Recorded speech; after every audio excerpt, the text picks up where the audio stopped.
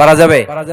নতুন ফ্ল্যাট উদ্বোধন হয় না, নতুন বাড়ি উদ্বোধন হয় না, ইমাম সাহেব হুজুর যখন দোয়া করতে আসবে হুজুরে বলবেন হুজুর একটু সূরা বাকারা তেলাওয়াত করেন।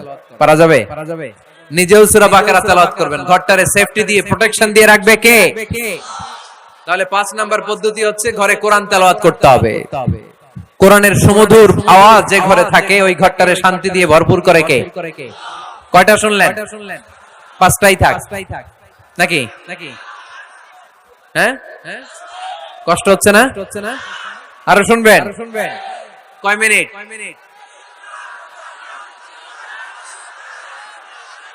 তাকবীর পড়েন, লিল্লাহি তাকবীর, লিল্লাহি তাকবীর, লিল্লাহি তাকবীর।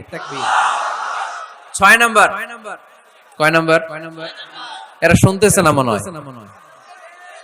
হ্যাঁ, ঠিক আছে। কয় নাম্বার?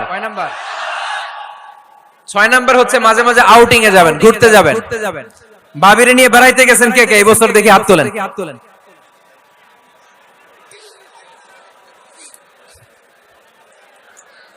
হাত নামান।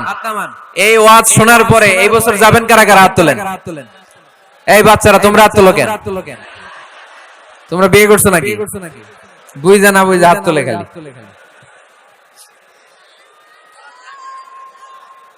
মাঝে মাঝে আউটিং এ যাবেন, বেড়াতে যাবেন, এটা সুন্নাহ। কোরআন আর সুন্নাহ ছাড়া একটা কথা মিজানুর রহমান আজহারী বানায় বলে না, ঠিক কিনা? যেটাই বলবো এটার পরে দলিল হিসেবে কোরআনের আয়াত, নয় সহিহ বুখারীর রেফারেন্স, নয় সহিহ মুসলিমের রেফারেন্স, নয় সুনানে তিরমিজির রেফারেন্স, নয় সুনানে আবি দাউদের রেফারেন্স, অথবা ইবনে মাজার রেফারেন্স, কিংবা সহিহ ইবনে হিব্বান, মুস্তাদরাকে হাকিম, মুসান্নাফ ইবনে আবি শাইবা, একটা না একটা রেফারেন্স দিবই।